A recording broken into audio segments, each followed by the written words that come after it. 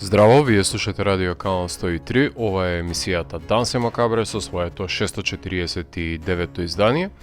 А Дансе Макабре е единствената македонска емисија во медиумите во која се отстапува толку многу простор за промовирање на актуелните хорор филмови.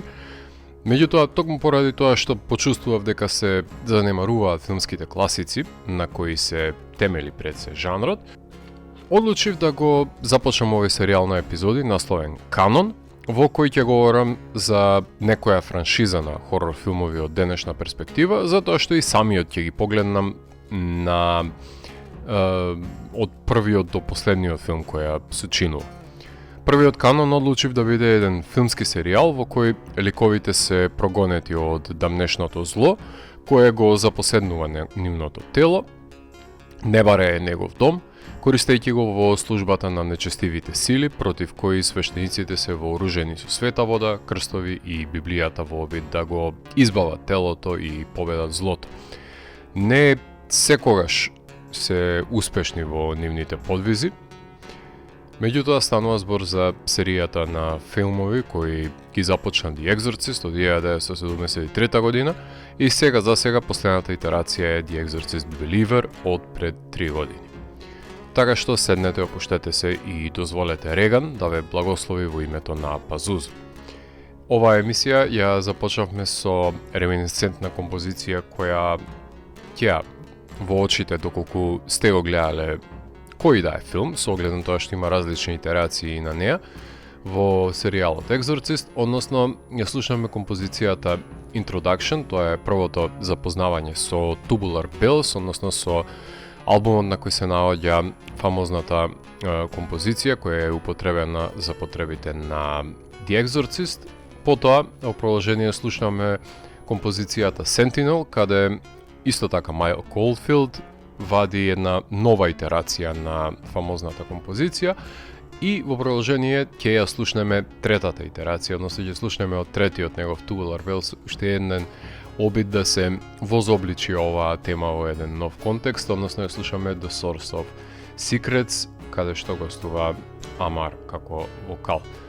Така што денес ќе ви говорам за The Exorcist. Дансе Макабре е емисија во која 17 сезони се зборува за уметност, борба против лицемерието, зависта и користолюбието. Тука уметниците се вистински херои, а не политичарите криминалци, и секој издание е на мала победа против шундот, апатијата, предрасудите и богот на медиокритетот, алгоритамот. Дансе Макабре е отпор против колективната глупоќа, празнината на насловите, брзиот клик и грабежот на вештачката неинтелигенција. Целта на емисијата е да ги доближи квалитетните уметнички дела до секој слушател и да воспостави диалог помеѓу уметноста и реалноста за подобро да го разбереме светот во кој живееме. Вечер имаме закажано полноќен танц со смртта по 649 пат. Јас сум Златко Ѓелевски, а вие останете со трансмисијата на Канал 103 до крајот на светот.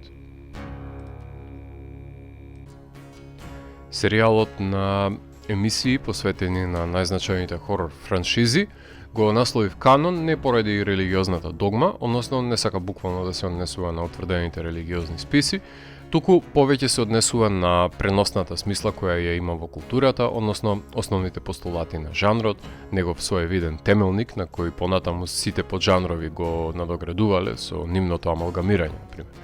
Премногу корпоративен термин ми е франшиза, иако е покоректен, но јас одлучив да зборувам за сето тоа што влегува во основниот канон на некој серијал на остварување, за поможност да дојдам до некое нивно ново значење. Тие добивале своји продолженија од различни мотивации и побуди, но секогаш мора да заклучиме дека некоја приказна едноставно не можела да остане само на еден филм, иако некои продолженија штетат на канонот токму поради нивната неинвентивност, оддалечувајќи се од суштината да се направи уникатно и автентично дело кое има многу високи естетски критериуми и дополнително повеќе вистини да сосредоточи и се доближуваат до слепата потреба за пари повеќе отколку до суштината.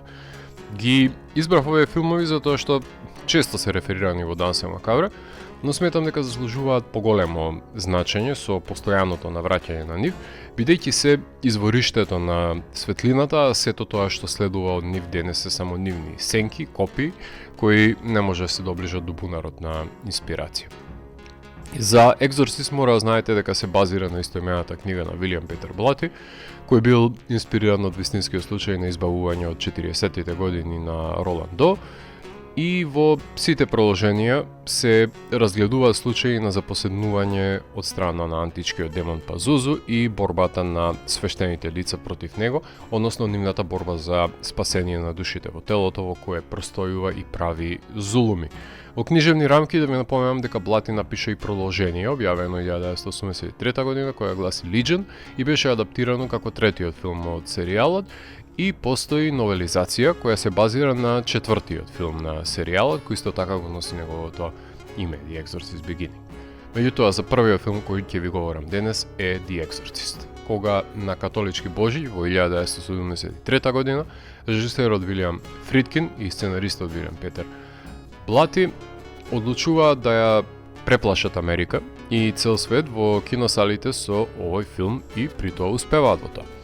Фридкин во тој момент доживува светска слава по режирањето на одличниот The French Connection, а претходно ги има режирано и музичките филмови The Boys in the Band, The Night They Raided Minsky's и Good Times, кои се одлика на хипи периодот од крајот на 60-тите и го има работено неонарод The Birthday Party, а денес го знаете како режисерот на Sorcerer, Cruising, To Live and Die in LA, The Guardian, Jade, Bug, Killing Joe, The Devil and Father Amort и еден од најголемите поддржувачи на српски филм на фестивалите, кој бркаше критичари од пресконференции на кои не им се допаднал филмот, затоа што знае која е моќта на шокирањето на јавноста, бидејќи го има зададено тој замав уште во 1973 година. Премисата е едноставна. Демонска обседнатост на едно младо девојче Реган, глумен од Линда Блер, и обидот да се спаси преку екзорцизам од страна на двајца католички свештеници. Ланкастер Мерин и Демиан Карас, глумени од Макс фон Сидов и Джейсон Милер. Елен Бърстин ја глуми мајката на Реган, која глуми во филм за протести, со оглед на тоа што е актерка во филмот, што е одек на доцните 60 и хипи движењето, значи овој метафилм, со тоа што, како што веќе можете да слушнете, Tubural Bells за прв пат ја слушаме додека таа шета низ предградието. Кептен Хауди е насловен демонот во некаква си нагалена форма од страна на Реган. Сум заборавил дека мајката на Карас е гркинка, која зборува грчки и слуша грчко радио, а Карас е свештеник која загубил верата. Еден мотив кој често ќе се повторува во овој серијал, а е воспоставен токму тука. Психијатрија тестира Реган уште во првиот филм и хипнозата не помага, меѓутоа и го воведува елементот на детективот филмаджија, кој исто така ќе стане доминантен во подоснежните продолженија. Спорените заплети се одвиваат како што се, например, сквернавењето на црквите и последователната врска која се развива помеѓу Карас и детективот Киндерман, напорите на Карас да ја убеди црковната бюрократија да го одобри екзорцизмот и пред се текомните медицински истражувања за состојбата на Реган кои се помалку истакнати во филмот. Секако Let Jesus Fuck You од денешен аспект е генијална во самата сцена со крстот и ротирачката глава.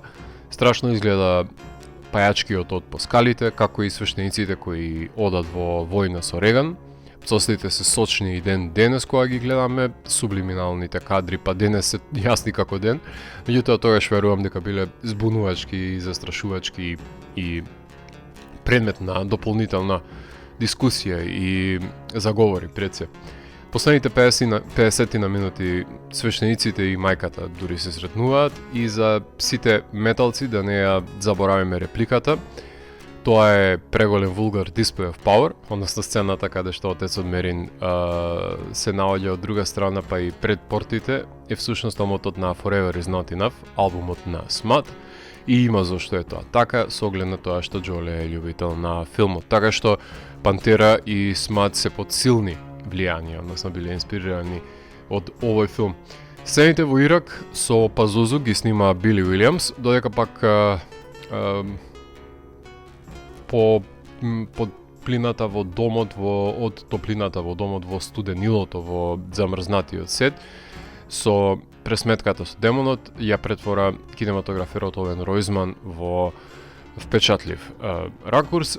Легендарниот директор на фотографија кој за жал почина пред 3 години, мислам дека немавме шанса да го поканиме кај нас на Манаки, може би бил, па грешам, поправете ме од тоа.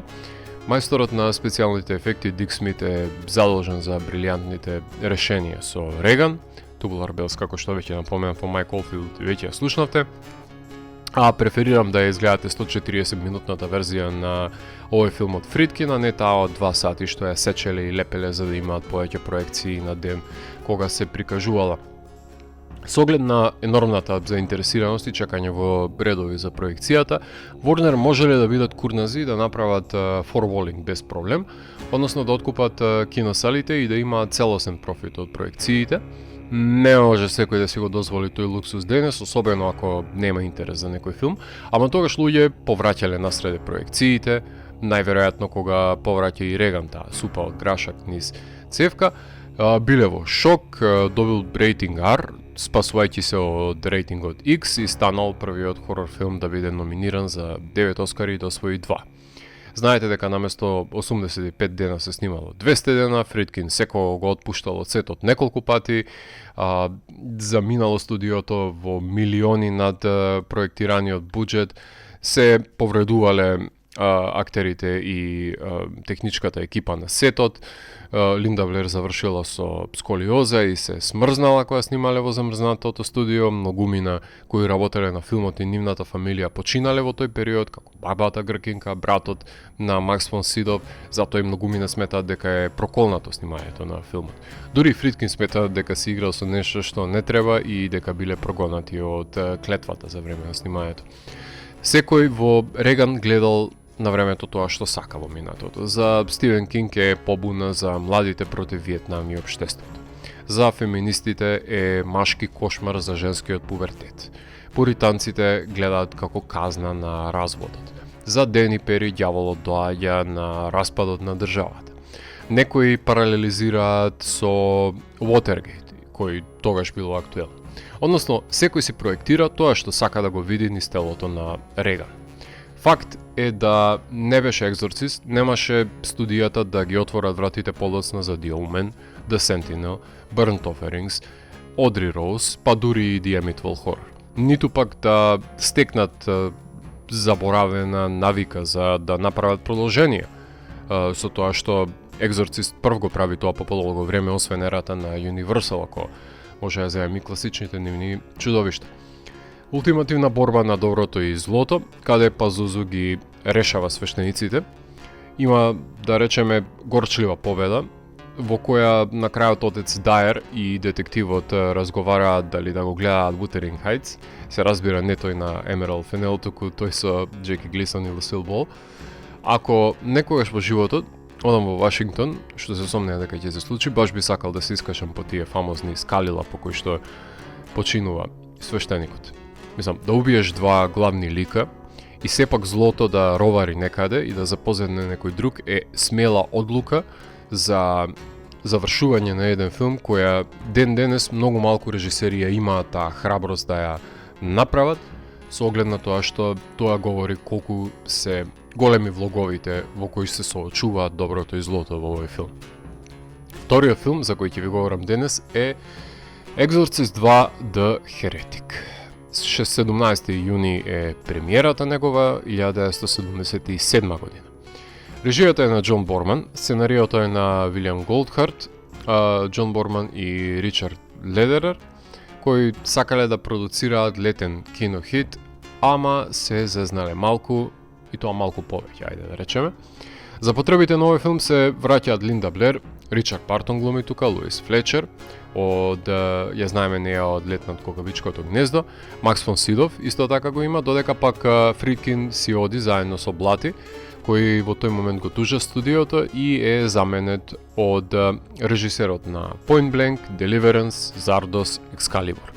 Борман со самиот избор сметам дека е погрешен за таа позиција, затоа што сакал да го игнорира мракот од првиот филм и да сними оптимистички филм, без да го мачи девојчето. Жал ми е Борман, ама мислам дека си ја сгрешил темата.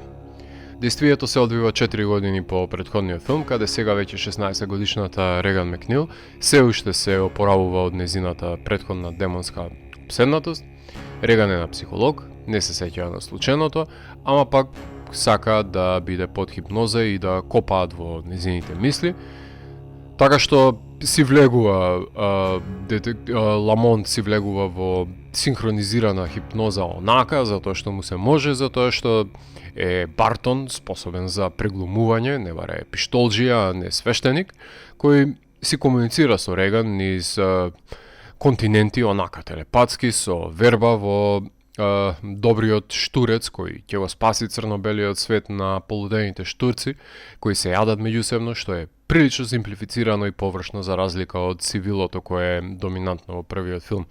Борбата на доброто и злото се реализира во совеста, односно ако првиот има некаква соработка на психолозите со свештениците, тука јасна е поделбата на науката и религијата, каде нема заеднички непријател. Едноставно, Ламонт е пратен да осветли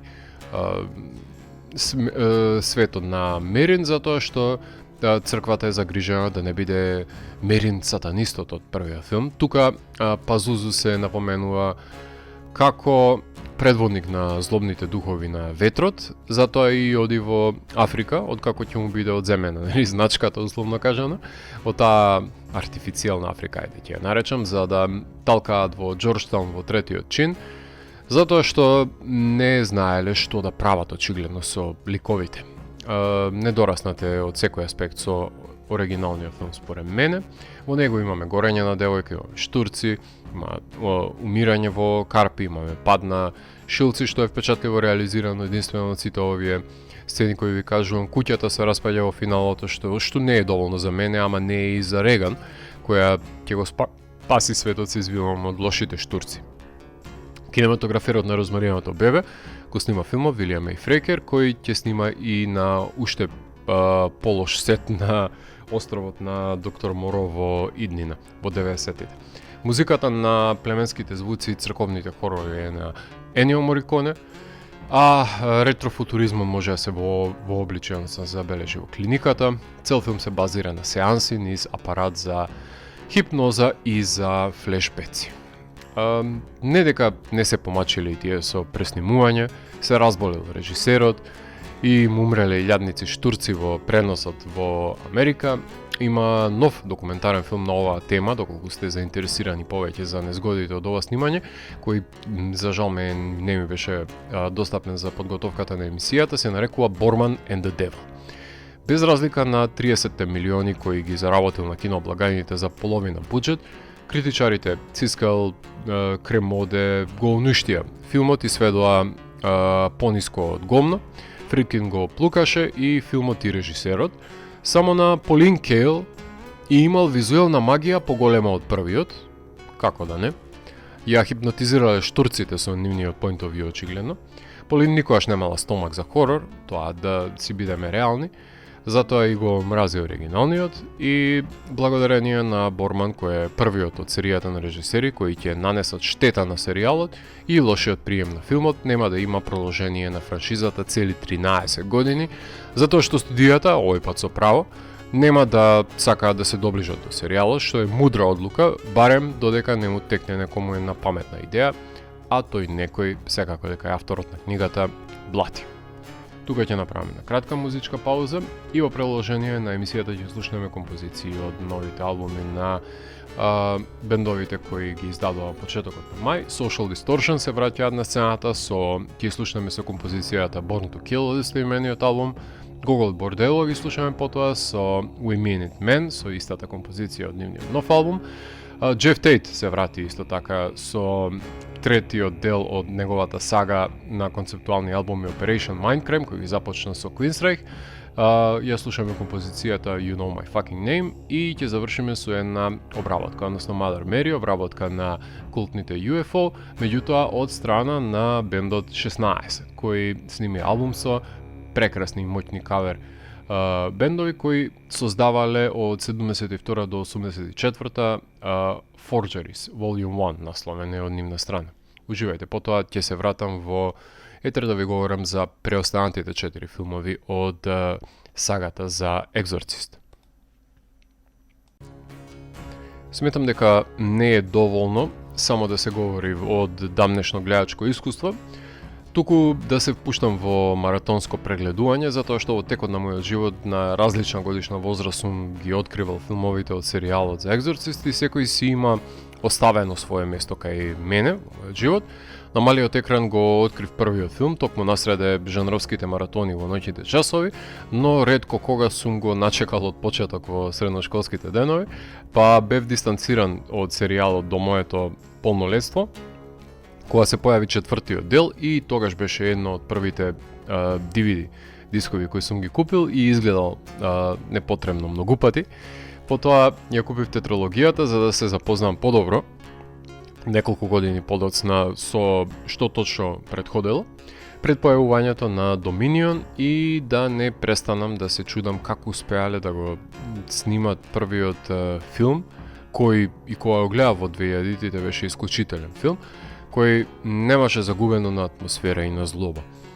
Последниот дел го гледав кога се појави и ништо не ми промени во животот, дали бил или не бил, беше незначајно кога го гледав, а исто така имам скепса дали нешто ново воопшто ќе придонесе во серијалот Майк Фленаган со неговата варијација наредната година. И убеден сум дека исцедени се сите идеи од серијалот и подобро е да се молчи отколку да се зборуваат глупости, ама кој да го разбере тоа?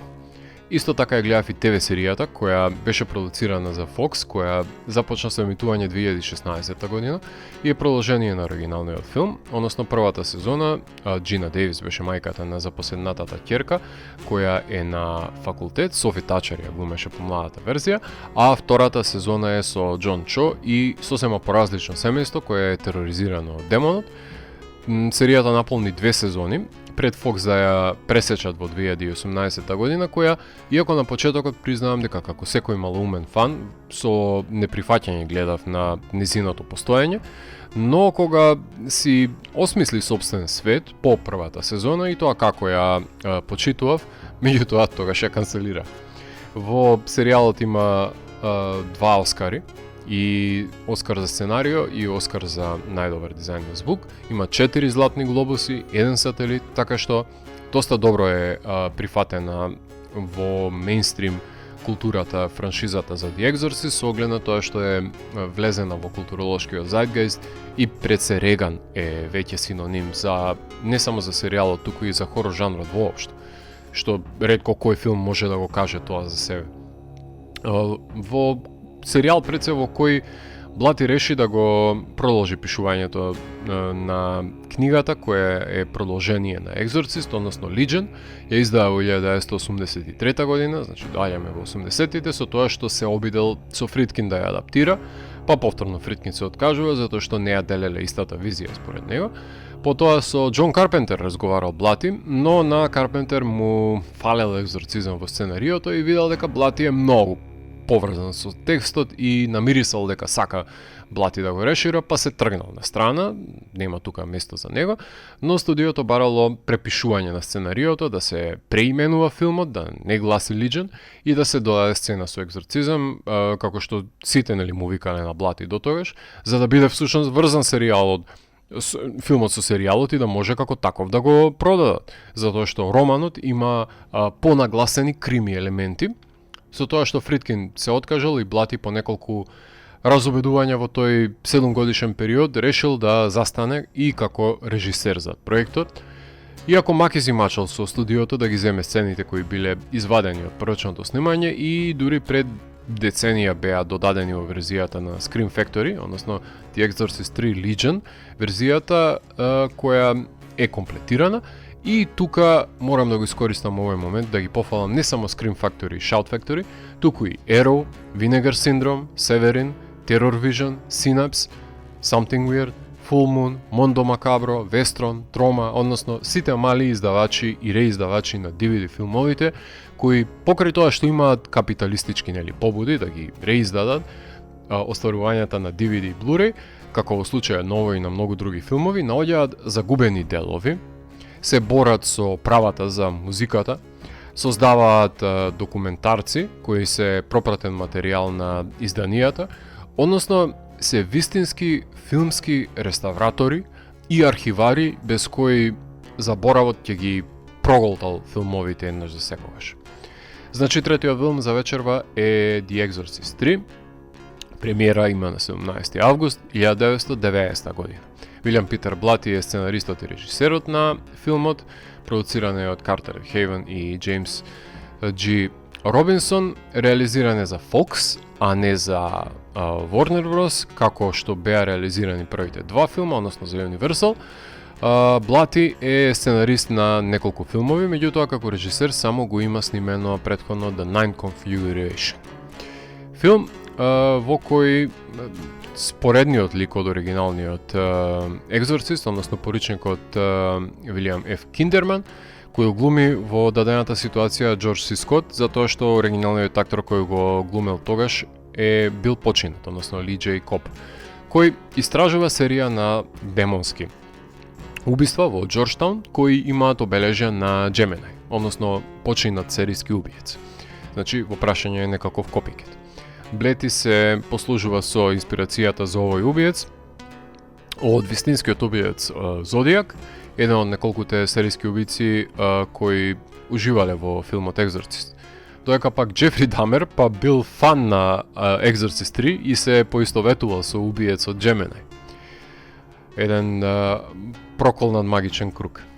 Действието се случува 15 години по првиот екзорцизам и е реминисценција на полковникот Киндерман кој се присетува на свештеникот Карас, исто како и свештеникот Дајер, кој го видовме во епилогот на првиот филм, односно меѓу нив има една броманса, која ги поврзува со љубовта кон гледањето на филмови, иако премногу естетика му предизвикувала главоволка, како што ќе каже самиот детектив. Џорџ Си Скот е харизматичен, како поручник е редок во полицијата, затоа што е нагледан и начитан, меѓутоа и знае дека вработените му се прилично неспособни да му ги решат случаите, меѓутоа ги толерира, тие се луѓето со кои што треба да работи. Сите хумористични реплики му ги има дадено Блати на во овој диалошки филм, каде токму диалогот му е најсилното оружје, особено меѓу преписките, меѓу пријателите. Поручникот се обидува да го расветли убиството кое наликува на модус операнди на Джеминај со сечење на вратот и односно со сечење на прстот и ставање на жиг во вратот, кој првпат го слушаме во просторија за исповеди, додека секој дел има свој оддел за ментални болести, така и овој е ситуиран во институција, каде на најкорисен начин се употребуваат доближувањата во широк план во ходникот со фамозната джампскер сцена, која со тек на време и повторно откривање стана култна и синоним за правење на джампскер. Убиецот Джеймс Ванамон веќе го имаат во институцијата, само не им се верува дека духот на оригиналниот убиец е пренесен во него. Да ја немаше последната сцена со свештеникот, ќе беше крими трилер, а не филм за екзорцизам, ама синилото во овој серијал е покана за пресметка со злото и отворање на халуцинаторните пеколни јами. Кинематограферот Гери Фишер си го донесе Блати од The Ninth Configuration, кој ја заврши кариерата токму кај што Александре Ажа, например, ја почна, соработуваше со него на Фјурија. И композиторот на истиот филм го ангажираше Бериде Ворзон, само што тој го има Rolling Thunder и Warriors и ја заврши кариерата со тој филм. Гласот на убиецот е на самиот Чаки, односно хорор ветеранот Брод Дорив, кој има одличен перформанс, една од најдобрите во неговата кариера, кој дури ќе ја протне и репликата Child's Play. Значи имаме една интертекстуална проигрување.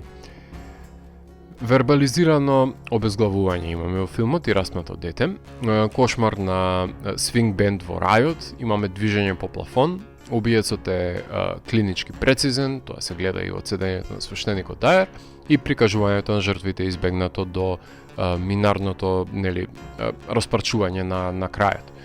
Имаше буџет од 11 милиони, заработи 44 и брзан е да биде прикажан месец дена пред премиерата на пародијата на Екзорцист со Линда Блер и Лесли Нилсон, насловена Repossessed, но и со избришаните сцени од оригиналот.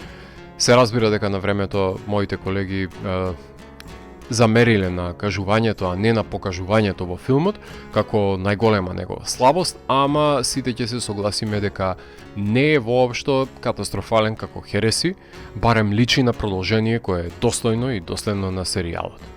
Повторно ќе речам, диалогот не го гледав како слаба страна на филмот, напротив, одлични се диалозите меѓу пријателите, само што наместо да објаснуваат како убивал Джемина и да ги покриваат телата под чаршав, требаше храброст да има Блати и да покаже некој од нив, макар и да ги користи како декорација, што не го гледаме убиецот на дело, така што тоа се слабости според мене на Блати како режисер, затоа што не е хорор режисер и не го сваќа самиот жанр во кој го има напишано од делото и каноните и конвенциите кои со себе нели си ги носи.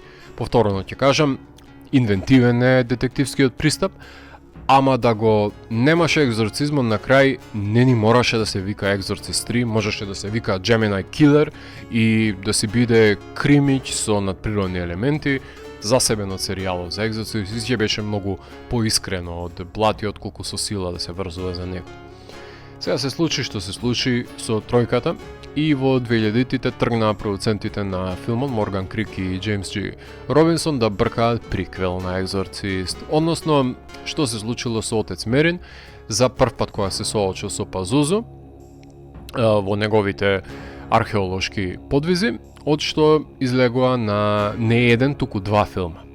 Најпрво Пол Шредер се фати да го работи филмот со Стелан Скарсгард, но што на крајот не им се допадна пред се на продуцентите, најверојатно затоа што е помелодраматичен, и го ангажира Рени Харлин да го пресними филмот, повторно со Скарсгард, и да внесе акциони и хорор сцени, и го добиваме четвртиот филм, кој излегува пред филмот на Пол Шредер, за кој ќе ви говорам денес, односно Exorcist The Beginning. Премиера 20 август 2004 година, Рени Харлин е неговиот режисер, тој претходно ги има работено на Nightmare on Elm Street 4, The Dream Master, Die Hard 2 е негов, Cliffhanger е негов, Cutthroat Island, Deep Blue Sea, Mindhunters го работи и после тоа почна со The Covenant, Cleaner, Devil's Pass, тонејќи до трите непотребни рибута на The Strangers и ќе ги видиме неговите ајкули оваа година во Deepwater, со тоа што работи на уште два филма, ама неважното е тука да има акција и спектакл. Сценариото е на Алекси Хоули, а продуценти се Уилиам Вишер, Келеб Кар и Джеймс Джи Робинсон. Во филмот отецот Ланкастер Мерин, чија вера е отфрлена по неговите искуства во Втората светска војна, повторно мотивот на губитокот на верата се провлекува кај еден свештеник, додека работи како археолог и открива мрачни настани, додека ископува во Кенија. Така барем вика синопсисот на овој филм. Во ова Индиана Джонс мисија, која е зададена на Мерин од колекционерот на антиквитети Семелие, треба да го најде артефактот од Византиската црква во Кенија, пред да биде дојдено таму христијанството, која постоела на местноста, кој воведната кланица. Действието е во Втората светска војна. Мерин постојано се обидува да порекне дека е свештено лице, тој е археолог кој има 10 грижи на совест за убиени невини жртви. Има притаени трауми од војната и наци-војниците, колонизаторските апетити на британците ги има тука наспроти домородното население во Туркана, кое знае да се држи настрана од нечестивите сили, тоа не го знаат британците, и таму кај што, посебно таму кај што паднал Луцифер. Колизија има на медицината или суеверието, има и тука ментална институција, африкански екзорцизам забележуваме единствено во овој серијал со употребата на пијавиците, и воена пресметка има со акционите сцени помеѓу двете фракции. Пресвртот за тоа кој е запоседнатиот исто така е присутен, односно искушувањето е пргаво, асоцирајќи токму на првиот филм, доволно за да си ја врати верата Мерин, кој нели ја загубил за време на војната. Имаме CGI хиени кои распарчуваат дете, имаме врежан кукаст крст и забиен во вратот затоа што Господ не е тука денес.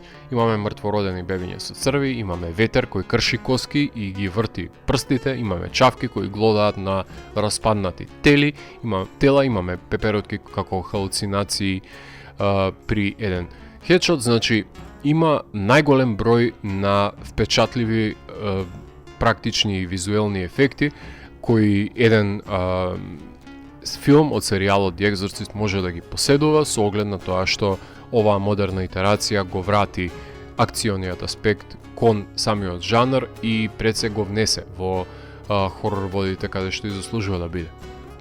Кинематографер е Виторио Стораро. Да, точно ме слушнавте, тој Виторио Стораро од Апокалипса сега, Последното танго во Париз, The Conformist, The Bird with the Crystal Plumage Стораро, а музиката е на гитаристот на Yes, односно на Тревор Ребен и кој, што сака нека каже, во ведната сцена со полињата, на распнати лешеви, на превртени крстови, би плачеле дети black metal бендови да ја имаат на омот на албум.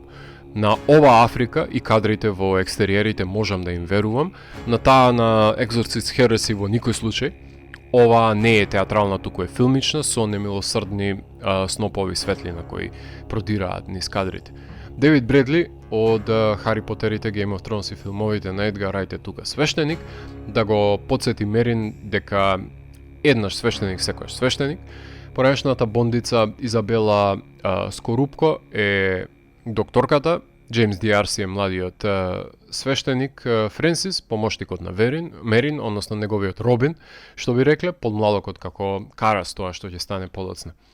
Продуцентите ќе речат дека пропаднал овој филм на бокс офис, затоа што за буџет од 50 милиони заработил 78 милиони, односно не ги исполнил зацртаните мегаломански проекции, но тогаш не беше вратена навиката на гледање хорор филмови во синеплексите, па треба да се среќни и со тоа што така помина. Сепак јас не го гледам тоа како неуспех на киноблагајните.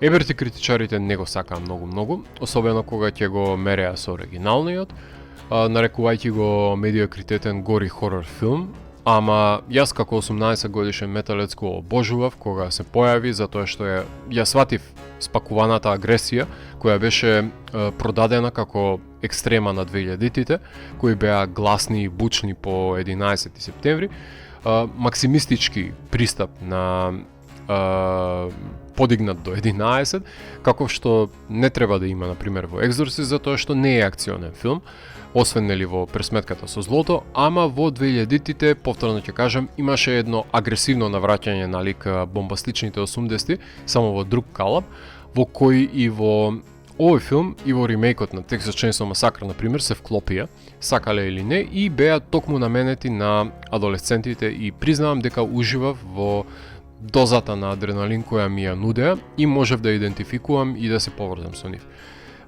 Сме имале тивки, суптилни, импотентни екзорцизми во кои се зборувало само, а не се делувало. Сега дојде време на еден прекумерен акционен приказ кој му се одвестува на естетскиот израз на Харлин, што си го негува и во другите филмови. Не сметам дека е грев да го кажам тоа низ денешна перспектива и баш поради тоа и сакав уште еднаш да го погледам делот од дистанца и да видам дали нешто станало во него и ставам на вага визави останатите остварувања од низата за да му го најдам местото и со сигурност можам да кажам дека и тоа како е издржан акциониот сегмент во овој филм и злото е прикажано до тој стадиум да борбата со него е речиси невозможна. Така што The Exorcist Beginning за мене беше и остана успешно реализирано продолжение како што Exorcist заслужува. Тука ќе правиме една кратка музичка пауза. Именно во продолжение на емисијата ќе слушнеме композиции од Victims, односно слушнеме композицијата 28 од нивното ново издание Pain Processing. Torn Open ги слушаме со Torn the Fuck Open Volume 2, едно EP издание, а Testament to Stoicism е композицијата од нега, потоа Darko US ги слушаме со Oni 2, односно Dragon Tamer. По овој Deathcore и Metalcore блок преминуваме на Venom и нивното ново издание Into Oblivion и композицијата Lay Down Your Soul. по нив следуваат Black Metal ветераните Darkthrone со Prehistoric Metal и насловната композиција од овој албум и Volcandra. Ќе завршиме со оваа Black Metal процесија со Beyond the Will of Mortals и насловната композиција од овој албум и потоа се враќам во етер да ви говорам за преостанатите два филма од серијалот The Exorcist. За мене Exorcist ќе биде ненамнелив синоним за сите хорор филмови за запоседнување од страна на надприродни сили и се разбира најквалитетен хорор филм за екзорцизам, недостижен за секој еден што ќе се обиде да му се приближи, ама затоа па во ешалонот на солидни остварувања кои на добар начин ги следат неговите стапки. Морам да ги напомнам дека се The Exorcism of Emily Rose, например, The Last Exorcism исто така, првиот дел на The Conjuring, потоа дебукот во The Possession и би завршил тука со комплетирање, односно на оваа листа на 4 филмови кои се рамо до рамо со најизвиканите дела од хорор филмови со екзорцизам и да речеме дека има сегменти на екзорцизам во Reds 2, The Wailing и Beyond the Hills, например, има екзорцизам и тоа православен има во овој филм. Меѓутоа, сите тие Possession филмови на тој или пак Haunting на некое си местенце не се крајно медиокритетни и бегајте од нив како да бегајте од ѓаволот кога ќе ги видите насловите или па нивните постери. На една рака можам да ги избројам значајните филмови од овој хорор поджанр кои се создадени во овие 53 години од Exorcist и тоа ви говори за неинвентивноста со која се труе овој поджанр. Ајде бе, луѓе, мешајте со други жанрови, најдете поразличен начин за инфицирање и патување на демоните, мислам. Направете нешто, било што, само не крадете си жео од Exorcist, молам. Се надам дека не е се измислено и дека ќе најдете некој, ќе се најде пред се некој повикан да ги размрда работите на жанрот, да најде некои нови конвенции. Имав потреба да ги погледнам сите филмови во поврзан филмски маратон, затоа што едно е кога се гледаат во историографскиот контекст во кој се создадени, но сосема е поразлично кога се гледаат низ денешна перспектива, од каде се обидувам да им го најдам нивното место и да го лоцирам уделот кој го имале на севкупната хорор култура, односно жанрот и понжанровите, затоа што до ден денес јас не сум гледал поквалитетен хорор филм за екзорцизам од првиот Екзорцист и нема да се сними, иако сум гледал илјадници неуспешни обиди за доближување, во кои сите ја прават истата грешка, не сваќајќи дека нема потреба да се цели кон идентичниот начин на поставеноста на драматуршките чинители, затоа што слепо наклонување на тропите е погубно за секој филм. Наместо да се измисли своја собствена доктрина, на која би подлегнало действието во делата. Не се реобмислува процесот на избавување, не се менува филмската естетика на неговото доловување на камера, нема иновација во пристапот на жртвите и запоседнувањето, зашто најдобар доказ се последните филмови за кои ќе ви говорам вечерва. Петтиот филм за вечерва е Dominion, приквел to The Exorcist, 20 мај 2005 година е премиерата. Режијата е на Пол Шредер, кој најмногу го почитувам како режисер на продолженијата од овој серијал, затоа што е сценаристот на Таксист, односно режисерот на Hardcore, American Gigolo, Cat People, Mishima, The Canyons, First Reform, The Card Counter, Master Gardener, O Canada, работи моментално на филмот Basics of Philosophy. Сценаристи на Dominion се Вилијам Уишер помладиот и Кейлеб Кар. Приказната е исто како и на претходниот филм, односно отецот Ланкастер Мерин, глумен од Стелан Скарсгард, оди во регионот Туркана, кај ископините на Византиската црква, создадена пред подемот на христијанството со помошникот Френсис. Кај Шредер директно се започнува со 10 гревови, односно кои треба Мерин да ги 10 ликови кои треба Мерин да ги избере за ликвидација од страна на фашистите, кои се одмаздуваат за убиениот војник. Тоа е класичар и го сметам како да изгледа дека е работен филмот во 70-тите и 80-тите, а тоа не сум сигурен дека ги израдувало продуцентите во 2003-та, до трајани се дури и кошмарите кои што ги има во овој филм. Љубопитството на човекот е неизмерно и затоа и се откопува всушност црквата, игнорирајќи ги предупредувањето на локалните жители, ама сами си го барале, нели? Церемонијата на убивање бик ја имаме тука, имаме CGI хиени и тука, меѓутоа многу полошо одработени отколку првиот. Во една ситуација има добиток кој што ги убил хиените, што е невообичаено и треба да предизвика вознемиреност кај населението. Истото дете со црви го имаме и тука, ама мора да си признаеме дека резигниране за хорор елементите, за разлика од претходниот и тоа драстично порезигниран. Убиените војници кои се распнати ги гневат британските окупатори, иако краделе и се испоубиле за да дојдат до богатството, правејќи му на мерин флешбеци од Холандија, од сцените со војниците, односно со нацистичките војници. Домородците убиваат своји деца за да го спречат христијанското зло, а еден од помошниците чече за христијаните човен допрен од Бог и спасен од чудата, или пак опседнат од демон во друга ситуација. Визуелните ефекти во епилогот се катастрофа, застарени се дури и за 70-тите, а тестирана е грижата на совест од воведната сцена како дел од искушение, што е всушност впечатлива идеја. Меѓутоа, Бог за мудриш на наредник и да поминеш неказнет, тоа само може да си го дозволи ако си дел од семејството Скарсгард. Неплатениот Анджело Бадаламенти ја работи музиката, исто како и метал бендот Dog Fashion Disco, нивната композиција се наоѓа на end credits. И Виторио Стораро исто така тука е кинематографер кој кадрира едно сосема поразлично решение на филмот. Иако е работен пред Beginning, овој приквел го објавуваат непосредно по неговата премиера една година подоцна. Том Маклафлин и Џон Френкенхаймер пробале да го снима сценариото пред Шредер, кој го реализира филмов до 2003 година.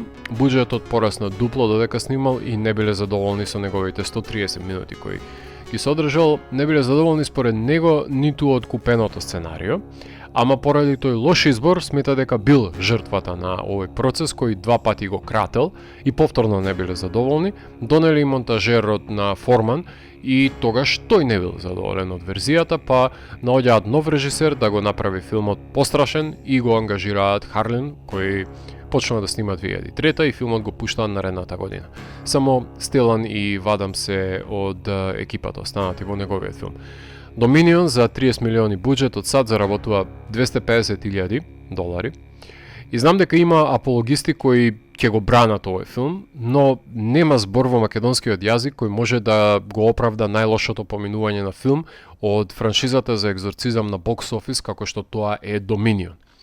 Кај критичарите поминал подобро од претходниот, ова археолошка драма пред се, кај кој злите искушенија и човечкиот грев биле восхитувачки, ама овој приквел страдало психолошката тензија и неуспешните резултати, лошите визуелни ефекти и слабото сценарио, односно преамбициозен неуспех на хорор филм, иако за Еберт, например, бил ризичен и смел, за Блати бил елегантен. Мене ми дојде премногу брзо да го гледам истиот филм два пати, посебно во маратонов која ги гледав еден по друг. Има место само еднаш за прв печаток, а не два пати, така што и да е најдобар филм на светот, а не е, веќе е виден пред да почне првиот кадар. За Скарсгард е како изведба на театарска представа од друг режисер, нема тука сомнеш, само што е надвор од време и место филмот. До ден денес не знам дали Шредер беше најдобар избор да прави хорор филм со екзорцизам, затоа што не знам колку му овозможи да реализира негов авторски подпис или пак да придонесе со неговата мелодрама во серијалот. Точно е дека е поразлична визија и пристап, особено од Beginning. Ги гледам како два различни света, иако на хартија е истиот филм, ама кога не клапнува нешто, не клапнува.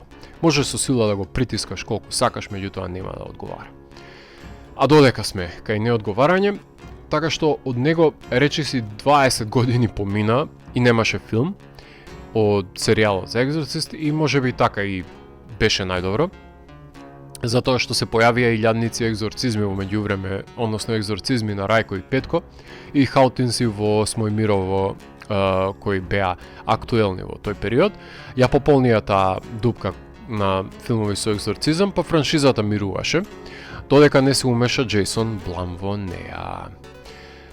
И се бламира, се разбира. Во пандемијата на Морган Крик најавија дека ќе прават ребут на франшизата во соработка со Blumhouse, па на Chain.org се појави петиција од фановите која и јас ја потпишав за да се стопира ремейкувањето на филмот, ама тоа беше недоволно за да го спречи чичко Джейсон Блам и другар му уништувач на филмски серијали и создавач на излишани ремейкувања и продолженија Дейвид Гордон Грин, уште еднаш да докаже дека е надприродно способен да расипе се што ќе дојде во допир на веќе постоечки воспоставен серијал, како што вешто го направи тоа со една друга франшиза, односно со Хелоуин, на тој начин враќајќи ги Universal како дистрибутери на серијалот по толкогодишната пауза. Така доаѓаме до последниот филм за вечерва, неговото височество The Exorcist Believer. Премиера 6 октомври 2023, Дейвид Гордон Грин, кој имаше одличен почеток на кариерата како режисер, со George Washington, All the Right Girls, Pineapple Express, Goat, Stronger, додека не се фати на трилогијата Halloween, и тука ја изгуби мојата поддршка, а последен филм му е Nutcrackers, кој го напиша сценариото заедно со Питер Сетлер, на идејата на Скот Тимс, Дени Макбрайд и се разбира на Гордон Грин. Продуцирана на Джейсон Блам, Джеймс Джи Робинсон и Дейвид Робинсон. The Exorcist Believer е филм кој исто така и серијата сакаше нели да се надоврзе на оригиналниот филм, меѓутоа гледајќи го случајот на еден фотограф, односно Виктор Филдинг, глумен од Лесли Одом Джуниор, кој мора да се носи со злото кога неговата ќерка и незината најдобра пријателка се обседнати од него. Во серијалот беа вратени на кратко и Линда Блер и Елен Бърстин од оригиналниот филм, за да ги репризираат улогите на Реган и незината мајка. Гласовите на демонот се на Хелен Лидли, Кристофер Ален Нилсон и Джей Молиер. Отецот Медокс е свештеникот кој нема храброст за извршување на екзорцизмот тука, а и можеби единствената жртва на него. Иако најтазе ми е гледано од 6 филма, најмалку имав желба да го погледнам пак, бидејќи свежа ми е горчината во грлото што ја остави, и тоа не е на добар начин за да направи кнедла тешка за голтање, туку повторното прегледување само уште појасно ми ги стави на преден план неговите слабости. Дејствието не се одвија во Африка, туку во Хаити на почетокот од предложката, а останатиот дел е во Парси, Џорџија, каде девојчињата исчезнуваат во шумските руини, а најдени се во една шупа, ама веќе претпоставувате не се тоа истите девојчиња, туку понале уште нешто надприродно со себе во тие 3 дена кога ги нема. Разбирлив е гневот на таткото, какви карти Бог му има дадено, и тој мотив отекнува низ сите екзорцизми, односно пркосењето, поточно негодувањето на судбината која што Господ му има предвидено, а девојчињата на социјалните мрежи денес прават поголем булинг од запоседнатите две во филмот, како што Мериновата грижа за совест беше злоупотребена, така и грижата на совест на Виктор за изборот на ќерката над умирачката мајка го искористуваат демоните против него, за да бира пак кое девојче ќе биде спасено. Тука заедницата се збира да се бори против злото, тоа е различниот пристап од останатите филмови, односно здружените сили, прособрани од сите страни, ликови од различни религии со заемна цел за избавување на злото, Авенџерс на избавувачи ако повеќе сакате, против две жртви одеднаш. Од 10 инволвирани во екзорцизмот има две жртви, само на подсетам 2/3 умреа од добрите во првиот филм, а тука се дури и споредните ликови со две реплики заштитени од сценариото, па не ни можат да одат по ѓаволите. Така што Крис Макнил не сведочела на екзорцизмот, тоа е мајката на Реган во првиот екзорцист, затоа што не била дел од патриархатот. Тоа е фразата која што ја кажува во овој филм, што се разбира дека е ноторна глупост и симплифициран подтекст кој направи огромна штета на филмот, затоа што да знаеше мајката да го победи злото, немаше да умрат и Мерен и Карас во борбата со него. Така што шеш. Извадени ногти имаме во овој филм, пресечени нозе, Кетрин во крвишта ја забележуваме во црквата, односно девојчето, кој за последното за пофалба е реализираната, односно реализацијата на пробудување на крстот во окото на мајката, на пример. Се разбира, за жал има и CGI пламења, да не коментирам за нив, и мојот став кој го имам за кликање огон. Вртењето на главата на свештеникот е одек на оригиналниот филм, исто така како и примената на левитацијата и повраќаниците се застапени и во ова дело, и сите тие се само едно ехо на оригиналниот филм, ставени во контекст на модерниот начин на реализирање, и не се никаков ишекор надвор од тоа. Кинематографер е Майкл Симонс, музиката е работи Дейвид Инго и Аман Абаси, а кои се потрудија филмот да звучи и да изгледа како што треба, со спори зумови, кратки резови кога се натрупуваат ликовите. Покрај првичното незадоволство од првото гледање, со второто добивам и фрустрација, и трето не би сакал да има, и колку пати и да го гледам, нема да најдам смисла од неговото постоење или па некаква оправданост. Со буџет од 30 милиони направи 137 милиони на бокс офисот, што не е спорно дека ќе се фрлат милиони на реклама и ќе го гледаат филмот во кино. Меѓутоа, критичарите со право го нападна овој безидеен обид за мозачка нова трилогија, која започнува токму со исилено, но безцелно сценарио. Супер што го вратија во хорор жанрот серијалот, ама таа техничка исполираност не може да го скрие дефицитарноста, не може да ја скрие на идеи и нови видувања, затоа што според мене не е доволно да нафрлиш се што ќе ти падне на памет, па да се надеваш дека нешто ќе се врзе со публиката или ќе си го најде своето место во дејствието, и секој маргинален лик ќе биде поврзан со некој дел од публиката. На секој можен начин ми е мило што оваа трилогија, вклучувајќи и продолжението Десивер, кое требаше да биде сместено во Европа околу медицинската сестра Ен, која најверојатно била чесна пред да биде медицинска сестра, но беше канцелиран. Имало Господ, што би рекли. Ни преостанува само да се надеваме дека Фланеган знае што прави со неговата итерација и нема да не разочара наредната година. Како директна инспирација од појавувањето на оригиналниот филм, се појавуваат и негови факсимили во различни држави. Уште во наредната 1974 година во Италија, например, Beyond the Door се појавува, во Турција Шейтан истата година се појавува, Blaxploitation филмот Аби го имаме, а наредната година британскиот I Don't Want to Be Born. Има негови италијански, мексикански пародии, се напоменува во Simpsons, во Goosebumps, во Courage the Cowardly Dog, во Gravity Falls, во ТВ сериите Angel и Supernatural, односно се реферира во анимација што само го доближува до помладата популација, која треба да се изложи во млади години, што е можно во поблиска возраст до Реган, за да може да се поистовети подобро со запоседнувањето на злото и да научи што значи да се исплаши човек во контролирана средина и како се развиваат кошмари кои ќе ја развијат нивната имагинација. Ниту еден кадар од The Exorcist на Фланеган не е снимен, а во претходниот сегмент на кој што беше планиран, а Universal има зададено веќе ден на премиера, односно 12 март 2027, а откако ќе сними серијата за Кери, што веќе го заврши во овој период, ќе почне и да го снима филмот со Скарлет Јохансон, Дайан Лейн, Лоренс Фишборн, Џон Легуизамо, Кейт Сигал и детето од Хамнет, односно Хамнет на Клои Жао, кој ќе глуми во филмот, односно Джакоби Ѓупе, што значи можеби тој ќе биде обседнатиот во оваа ситуација. Не знаеме ништо околу тоа, само нагаѓам, хипотези мои. Тоа значи дека Фланеган, ако не грешам, 13 март оваа година почна со снимањето, односно Principal Photography, со кинематограферот со кој најчесто работи, односно Майкл Филмогњари, за овој месец да заврши со снимањето технички.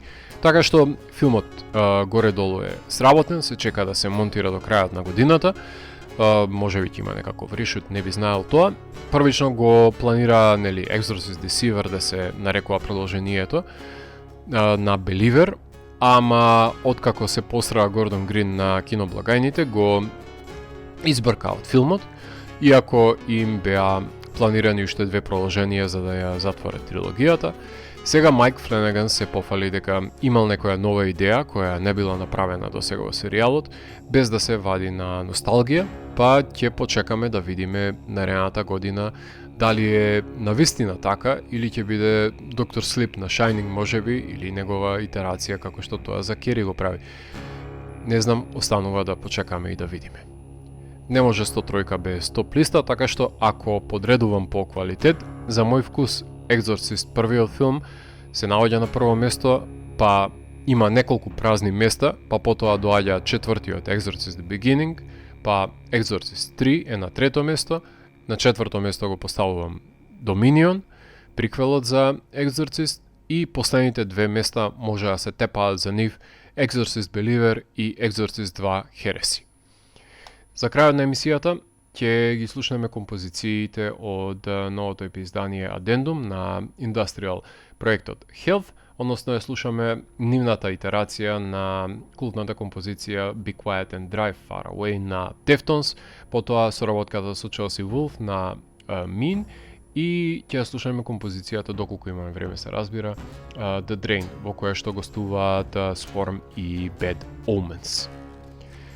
Јас сум Златко Ѓелевски и го затворам 649-тиот гримоар на Данс е Макабре и го враќам на полицата кај останатите изданија кои играат најдете на универзумот. До наредното издание на Данс е Макабре, гледајте хорор филмови и не дозволувајте да ве убедат непознавачи на филмот дека жанровските дела се помалку вредни од останатите. Простете им, оти не знаат што прават. Чао!